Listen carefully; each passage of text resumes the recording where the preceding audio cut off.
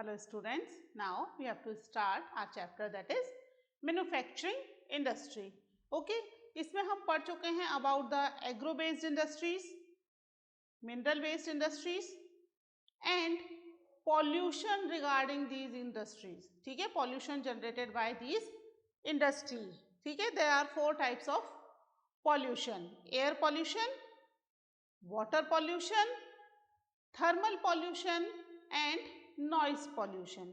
ठीक है, जिसकी वजह से इन्वायरमेंट बहुत तेजी से डिग्रेडेड हो रहा है, खराब हो रहा है.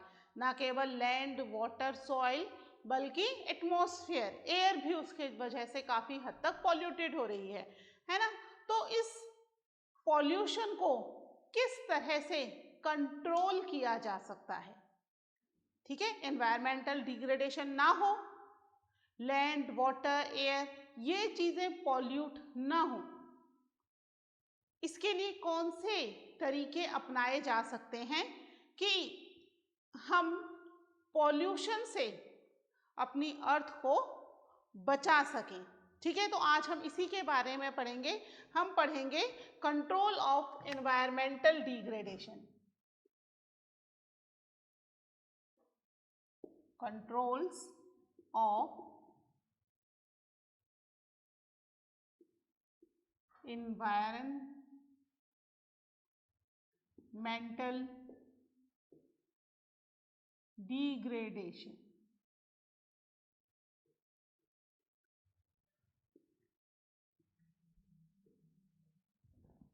ठीक है, एनवायरमेंट डिग्रेड ना हो, उसको कंट्रोल किया जा सके.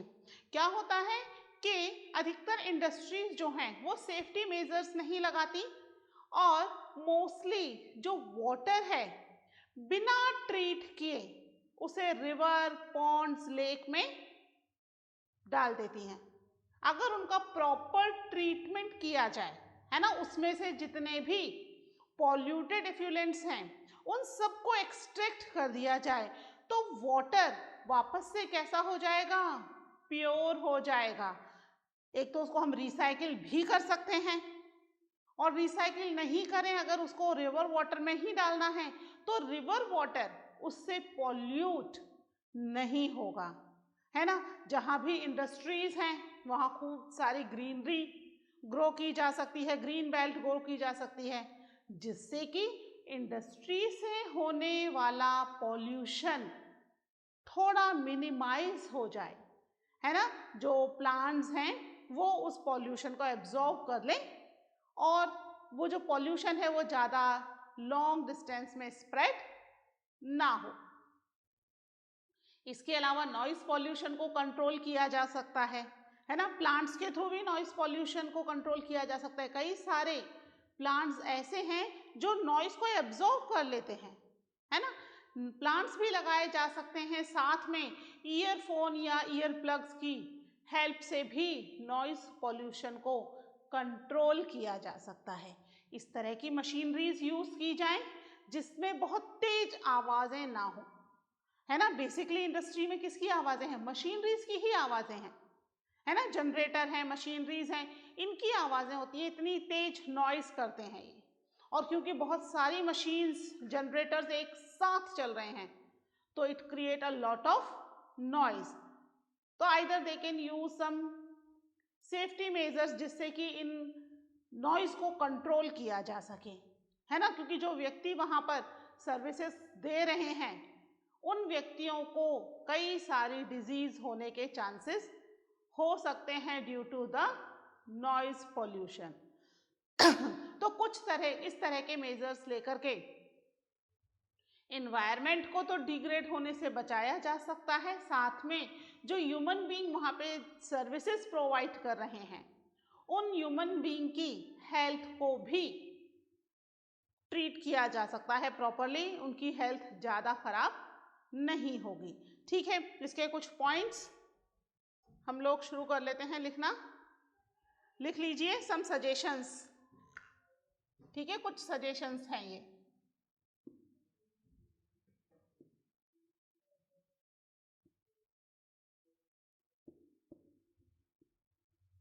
Some suggestions are: ठीक है, पहले हेडिंग डाल लीजिए और उसके बाद लिखिए some suggestions are.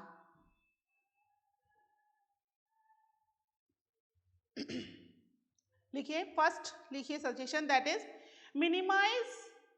Minimising use water for processing by reusing and recycling it in 2 or more successive stages। ठीक है, यानी वाटर को क्या किया जाए, उसका मिनिमाइज यूज किया जाए, प्रोसेस करके उसको रिसाइकिल करके रीयूज किया जाए, है ना।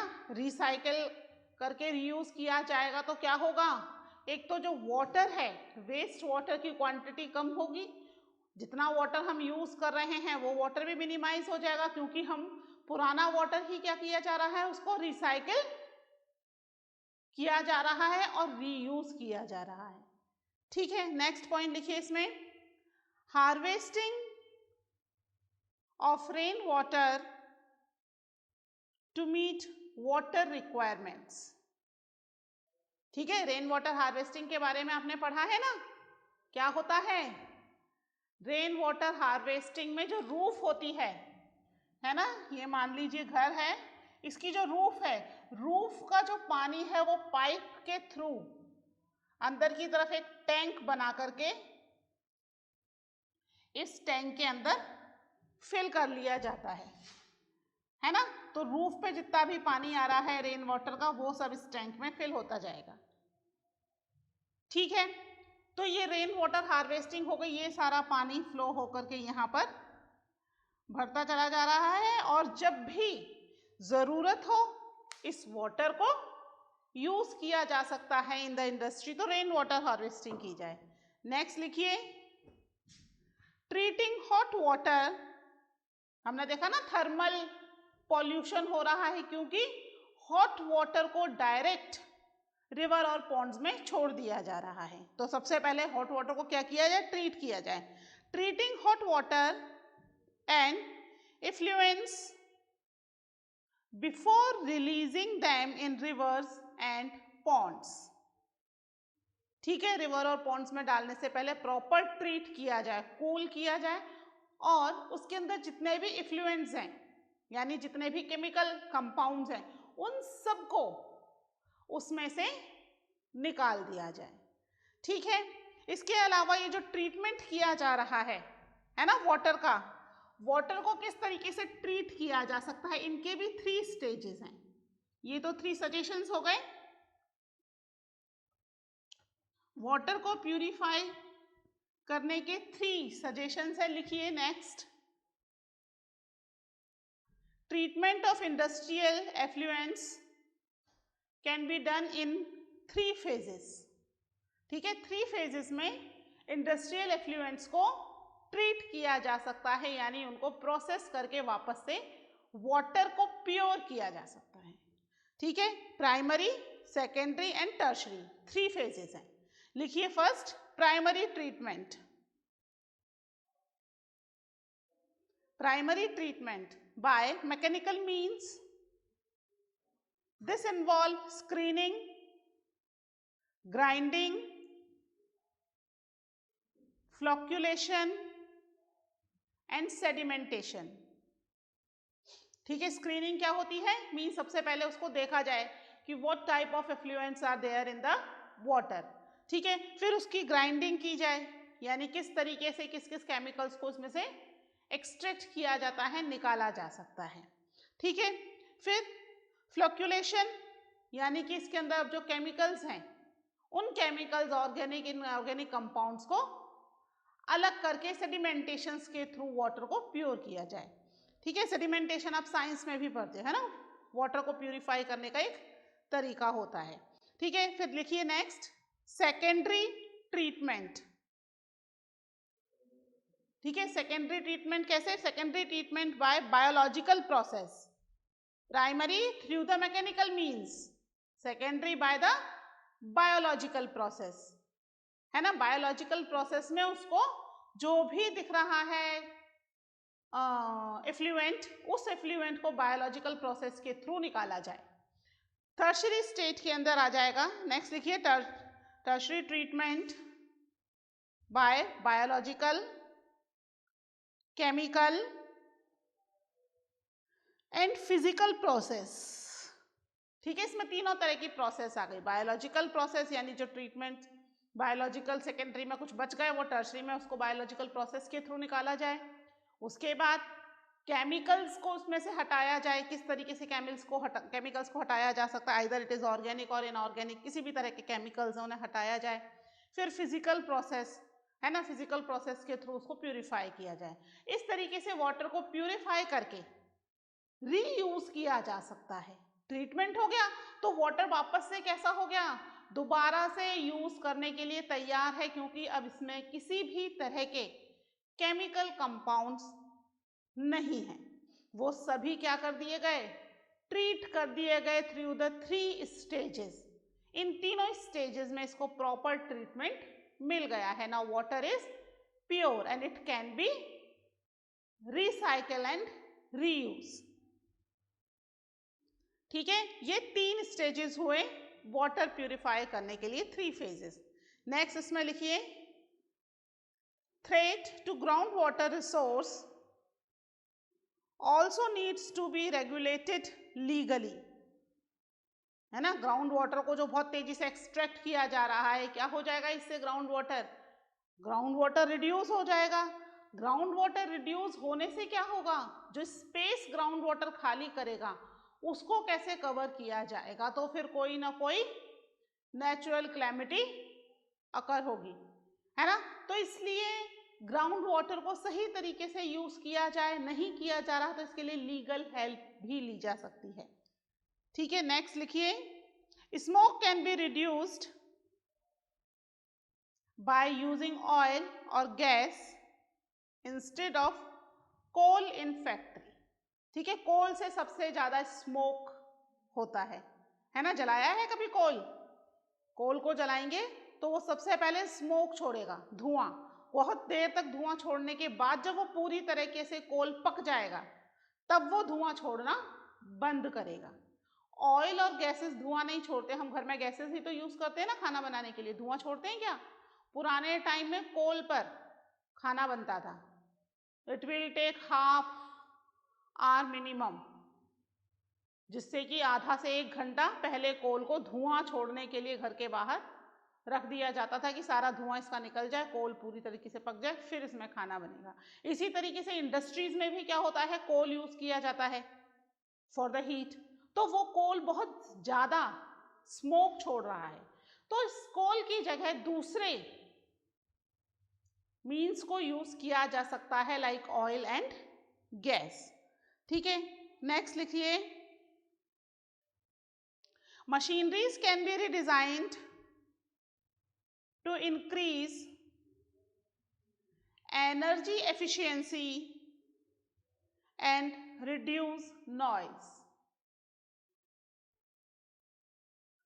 ठीक है, इस तरीके की मशीनरीज रीडिजाइन की जाए जो कि क्या करें, एनर्जी एफिशिएंसी हो, यानी एनर्जी तो कम लगे प्लस नॉइज भी कम हो। नॉइज को कंट्रोल करने के लिए ईयर प्लग्स या ईयरफोन का यूज भी किया जा सकता है, जिससे कि नॉइज रिड्यूस किया जा सके। ठीक है, तो ये कुछ चैलेंजेस थे हमारे इकोलॉजिकल डेवलपमेंट के लिए, या कह सकते हैं कि हमारे एनवायरनमेंट को डिग्रेड होने से बचाने के लिए। ठीक है, by using all these means we can protect our environment.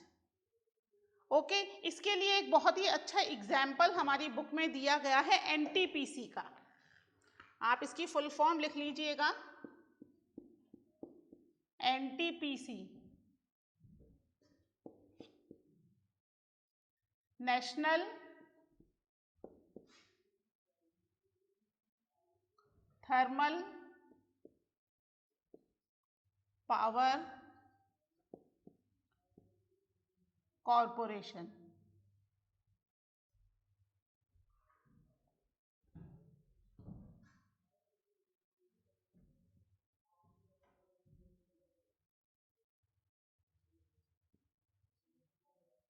ठीक है, NTPC। ठीक है, NTPC क्या है? ये एक थर्मल पावर कॉरपोरेशन है, इंडिया में बहुत लार्ज स्केल में पावर जनरेट कर रहा है। ठीक है, इसे कई सारे सर्टिफिकेट मिल चुके हैं। क्यों? Because it control the environment degradation.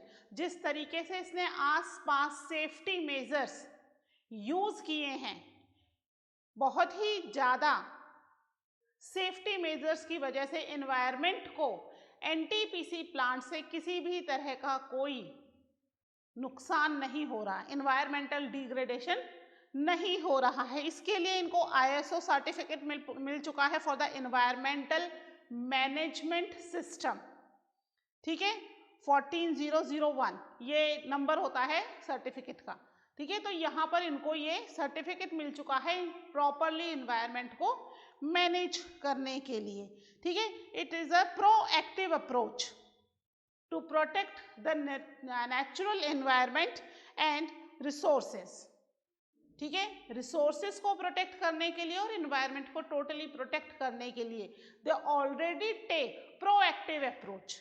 पहले से ही इंतजार नहीं किया कि एनवायरमेंट डिग्रेड होगा या हमें गवर्नमेंट सजेस्ट करे then we will take the safety measures. इसका इंतजार नहीं किया, they themselves started few safety measures. It's example for all the other industries जो इतना ज्यादा पॉल्यूशन स्प्रेड कर रही हैं ऑन द अर्थ। ठीक है, लिख लीजिए इसको, एनटीपीसी शोज द वे। ये करके आपकी बुक में टॉपिक दे रखा है, लिखिए। ये फुल फॉर्म लिख लीजिएगा, बुक में फुल फॉर्म नहीं है, फिर कंफ्यूजन हो जाएगा, है ना। नेशनल थर्मल पावर कॉर्पोरेशन करके एक क्वेश्चन आ गया तो ये तो था ही नहीं बुक में, तो that is the full form of NTPC. ठीक है, लिखिए, NTPC is a major power providing corporation in India. It has ISO certificate for EMS, Environmental Management System 14001.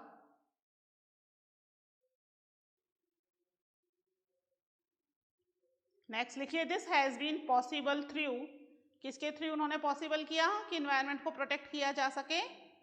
First लिखिए, optimum utilization of equipments, adopting latest technique and upgrading existing equipment. ठीक है, optimum utilisation means ज्यादा से ज्यादा utilisation of equipment, जो कि किस पर बेस्ड हो, अडॉप्टिंग लेटेस्ट टेक्नोलॉजी।